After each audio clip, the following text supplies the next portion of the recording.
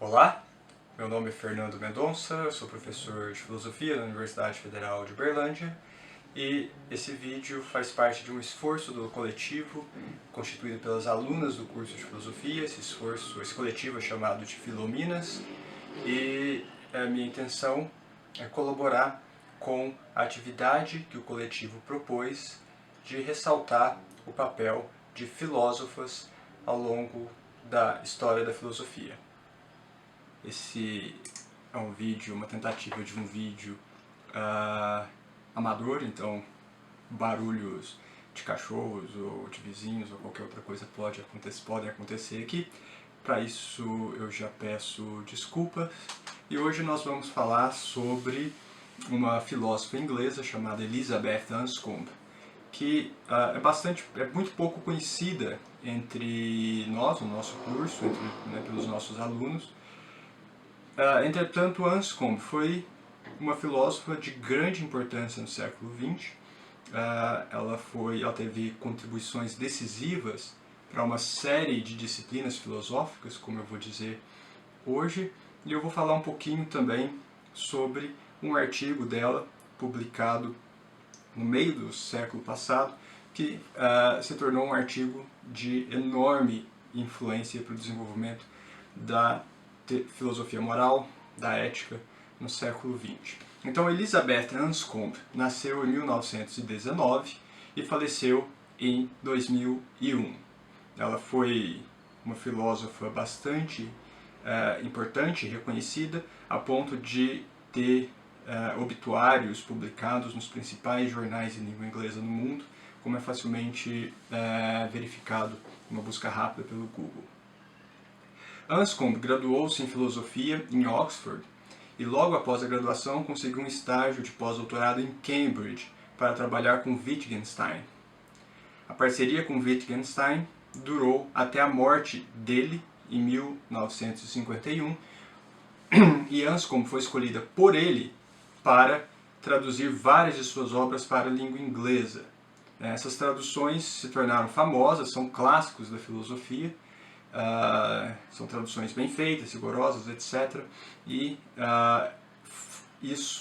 essa escolha da Anscombe pelo Wittgenstein como tradutora de suas obras reflete a relação muito próxima que os dois tinham.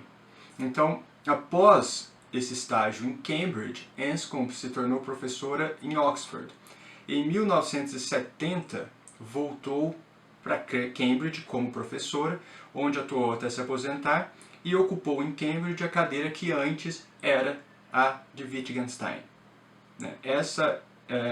Esse é o tamanho da importância de Anscombe no cenário filosófico, ou seja, ela ocupou a cadeira que antes fora de Wittgenstein.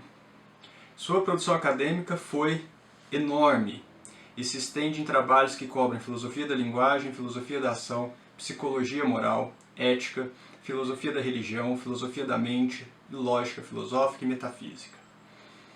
Seu trabalho mais influente é um livro chamado Intentions.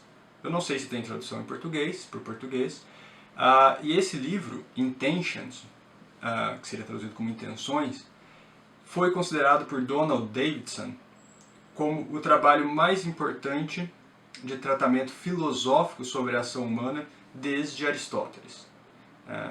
Esse é o tamanho da importância do trabalho de Anscombe, segundo Donald Davidson. Dentre os trabalhos influentes que ela escreveu, e ela escreveu muito, destaca-se um artigo curto chamado Modern Moral Philosophy, ou Filosofia Moral Moderna, e esse artigo conta com uma tradução para a língua portuguesa que é fácil de ser encontrada. É um artigo curto, muito curto, 19 páginas apenas, publicada num número do The Journal of the Royal Institute of Philosophy, em 1958. A curta extensão do artigo não foi, entretanto, um obstáculo para iniciar uma mudança muito importante nas discussões sobre ética, filosofia moral, psicologia moral e filosofia da linguagem no século XX. Esse artigo É nesse artigo que se introduz no debate filosófico o termo consequencialismo. Esse termo não era usado, Anscombe utiliza o termo pela primeira vez e se torna um termo importante que está presente nos debates de filosofia moral desde então. É nesse artigo que ela defende modos de justificar a complicada transição do é, do verbo ser, do verbo é, para deve. Ou seja, ela apresenta justificativas para derivar proposições sobre o que se deve fazer a partir de proposições que dão conta de fatos. Essa transição é problemática pelo menos desde Hume. Em Moore, essa transição é base do que o Moore foi chamar de falácia naturalista, e ela apresenta ali pelo menos dois modos em que é possível fazer a transição de fatos para proposições sobre fatos, para proposições sobre o que se deve fazer. É nesse artigo que a distinção entre fatos brutos e fatos institucionais aparece vinculada à discussão moral. Essa distinção seria aprofundada por John Searle anos depois. É nesse artigo que são lançadas as bases do que hoje se conhece como ética das virtudes. MacIntyre, em seus escritos, e em especial em Depois da Virtude, que foi seu principal livro, foi fortemente influenciado por Anscombe. Esse artigo tem um modo característico da filosofia inglesa, da filosofia analítica, de ser escrito, ele é extremamente objetivo, muito claro, e as pretensões do artigo são apresentadas logo no primeiro parágrafo, como a gente sabe que se deve fazer. E são três as teses que serão defendidas no artigo. A primeira delas é: não é proveitoso fazer filosofia moral sem suporte de uma psicologia filosófica, ou o que a gente chama hoje de psicologia moral. Segundo ponto, conceitos como obrigação moral e dever moral devem ser abandonados, pois são sobreviventes de uma estrutura de pensamento que já não existe mais há muito tempo. As diferenças, e o terceiro ponto é que as diferenças entre os filósofos morais ingleses, desde Sidgwick, são pouco importantes. Todos os três pontos são bastante polêmicos, requerem provas, ela oferece provas. Eu não tenho condições de abordar todos esses pontos nesse vídeo, que se pretende curto, é um vídeo basicamente de informações sobre a Anscombe. E ela trata cada um desses pontos com concisão, porém com uma invejável objetividade. Além de aprender conteúdo filosófico ao ler o texto da Anscombe, a gente aprende também a escrever filosoficamente.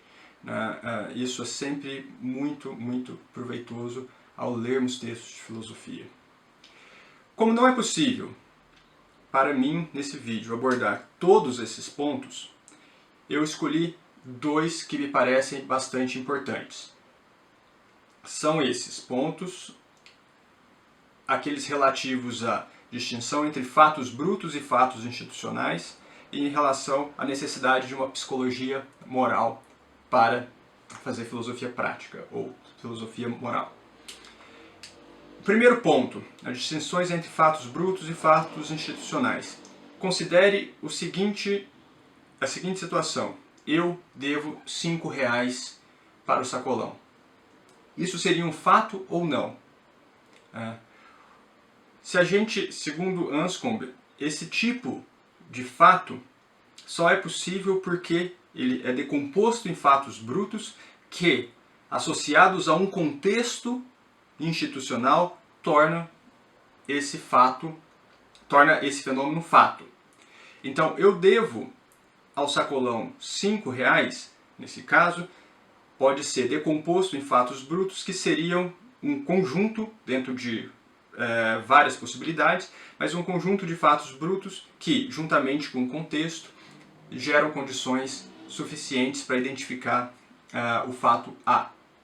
Esse conjunto de fatos brutos poderiam ser, nesse exemplo, 1 quilo de tomate foi pedido por mim, o sacolão entregou o pedido de tomates em minha casa e os tomates foram deixados em minha casa. 3 fatos brutos juntos a um contexto institucional, que é o contexto que regula troca e venda e compra de produtos, faz com que possamos considerar o fato A como fato.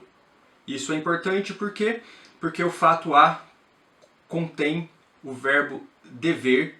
Tudo bem, a gente poderia discutir sobre a ambiguidade do verbo dever em português aqui, mas contém o verbo dever, e o verbo dever ocorre com uma transição de fatos que não são, de proposições que dão conta de fatos e, portanto, não dão conta de requisitos morais.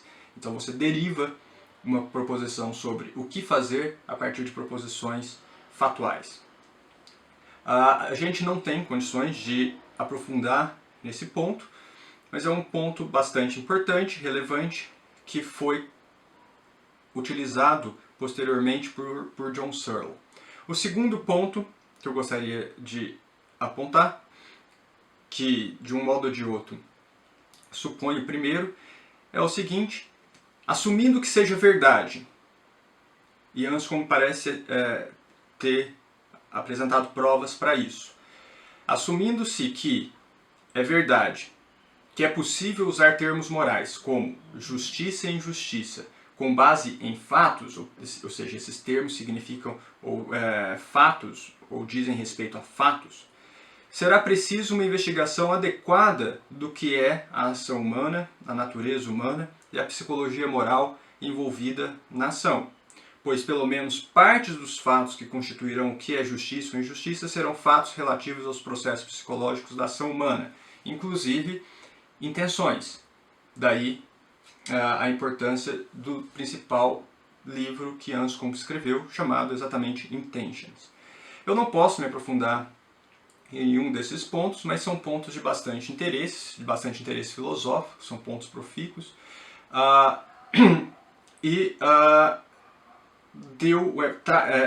são pontos que introduzem novidades no cenário filosófico que depois foram aprofundadas pela própria Anscombe e por diversos outros filósofos, como eu já citei, MacIntyre e Searle como 2 deles.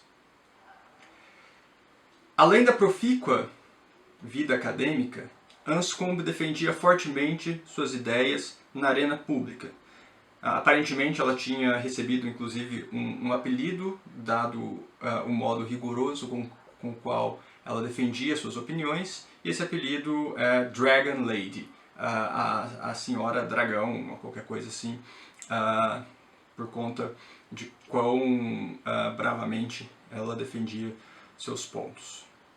Ela se manifestou e militou contra o uso de armas atômicas, foi contrária a um título honorário ao presidente americano Truman, que foi dado pela Universidade de Oxford, porque o Truman foi presidente americano durante o uso das bombas atômicas no Japão, ao final da Segunda Guerra Mundial, e ela entendia que o uso daquelas bombas não se justificava, e portanto teriam sido assassinatos em massa. Ela militou contra o modo em que os americanos faziam bombardeios na Guerra do Vietnã, e ela foi uma católica convicta e praticante durante boa parte de sua vida e defendia com bastante rigor comportamentos ratificados pela Igreja Católica, e sua militância em relação a esses pontos a levou à prisão. Ela foi presa por conta disso. Anscombe foi mãe de 4 filhos e foi casada desde a década de 40, desde 1941, foi casada com o também reputado filósofo Peter Gitt. É isso que eu tinha para falar. Eu espero que esse vídeo desperte a curiosidade de quem o assista, e muito obrigado pela atenção.